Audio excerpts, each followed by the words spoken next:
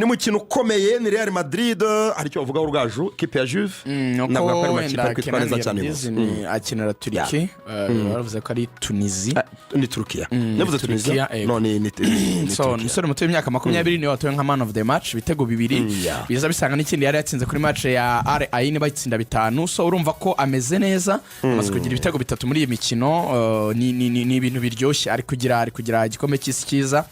ubwo no kuzareba niba zakomereza kuri match bazakina na Manchester City igomba kudesida ugomba kuyobora itsinda ryabo très bien kuko baranganya nyine Man City nayo yagize 6 wenda turaza kwigarukaho ariko equipe ya Real Madrid nayo yarayitsinze mu buryo bugoye cyane bunatangaje itsinde equipe ya Pachuca niyo mu gihugu cya Mexique bitego 3 byose kuri kimwe inyamara equipe ya Real Madrid yari yabonye karita itukura hakiri kare cyane ku munota wa 7 gusa witwara Asensio yakuriye umuntu ndumva yari mu defenseur wa nyuma nubwo atari muri surface ariko ntabwo ryari kosa ryo kuvuna umuntu yamukurera mukweshebana amutereka hasi afite Salomon London yego yakuriye Salomon London yamukati tukura ari marakora amakosa menshi cyane muri Charbion muri mu Bwongereza no mwataka wa Pachuca kanatakira igihugu cye muri Amerika Latine Bolivia Peru no Peru ni Salomon ndaza kureba komeza naza kureba no bamaze nanjye kumwe bagira muri rusange equipe ya Real Madrid Venezuela yego Real Madrid buriya niyo mpamvu atari byiza kwihutira gukompara abakinnyi ndibona n'abantu bashaka kugereranya na Lamine Yamal na Messi nkavuga ni tuyigendemo gahoro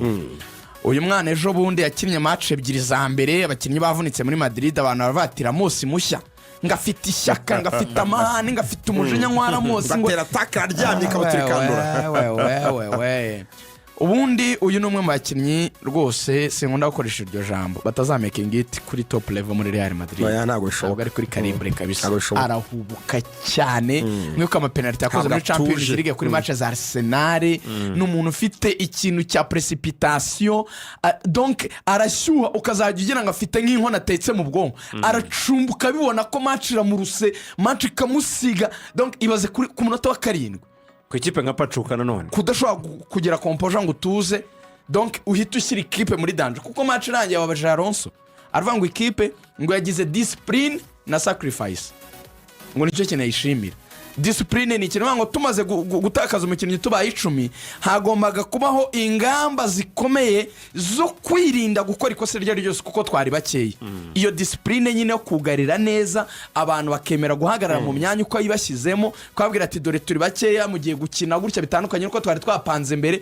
kubasha guhindura abakinnyi ko ari wapanze ibintu bivuna umutoza cyane nabo birabavuna no ngo icyo bita game approach yari yatangiranye ahisinduka ko ari abantu bari muri offensive duties ibisanze muri defensive duties kuko bahise basubiza Tchouaméni mu mutima wa defense bita bigarura Valverde kuri 6 bita bituma Jude Bellingham bimusaba kuzajya subira inyuma kuzamukana imipira urumva ko buri wese responsibility zahinduka no gukina iminota hafi 90 muri bake mutuzuye iyo discipline ikindi sacrifice yari kubagera batsinde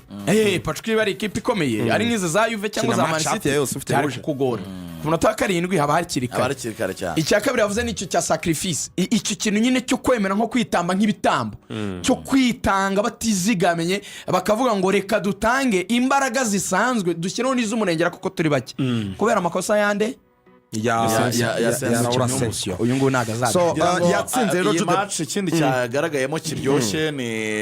kwitwara neza cyane kwa Arigaragaza ngira ngo no mukinnyi wari warageze igihe kinini asa nkaho yitakarije ikizere ku bwa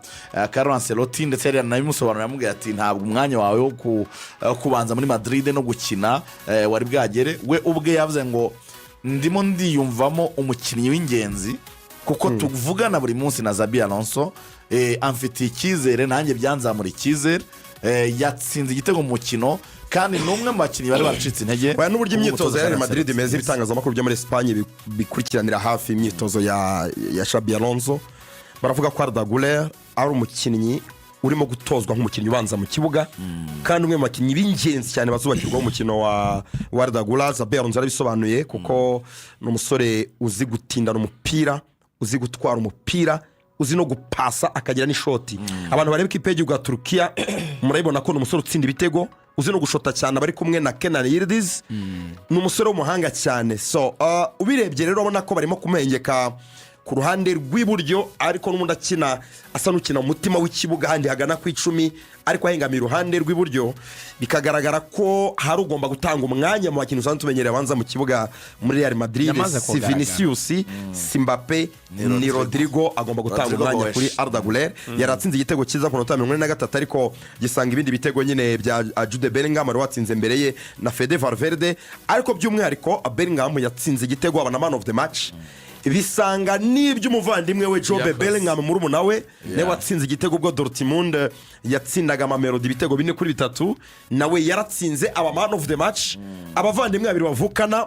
mukuru na murumuna mu gikombe cy'isi cy'amaklebe, igitego man of the match Bellissimo. Lorenzo ngira ngo ikintu kiri buze kuba kubera ko igikombe cy'isi cy'amaklebe kivuguruye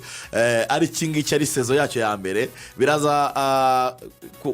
ibyinshi biri buze gukorwa bidasanzwe, biraba bitangiye kwandikwa nk'uduhigo cyane. Ubu byatangiye kwandikwa nyine nk'uduhigo. Jude Bellingham na Jude Bellingham nk'abavandimwe babaye ba mbere kuba man of the match muri World Cup. Uyu nawe niwe wa mbere wabonye ikarita y'umutuku yihuse, direct red card Raul Asensio, kuko urumva nyine n'ikisi gishya kivuguruye. Ariko ikindi Jude bamubajije aravuga ati abantu bose bahoze banserereza bambwira bati ati Jobe yatsinze igitego yanabaye man of the match, turabigenza ute? Ati rero nagomba gukora ibintu biri hejuru kugira ngo mwereke ko akiri petit frere. Ubwo urumva nyine byari gutera urwenya, wamujyana muri Barca bagahanganira muri Clasico, niko peste wagira ngo ni impanga, nubwo umwe ari mukuru wundi nyine mu buryo nyine bw'imyaka ataruka ngo bavukire imwe urebye na fizike ubona ari Jude rwose. Oya n'uburyo batwara umupira uzarebe no mu kibuga uburyo batwara umucongo nk'uyu wa Irene Ewan. Gusa Jobe ntabwo ubona yuko ku matama ye ntabwo arakamuka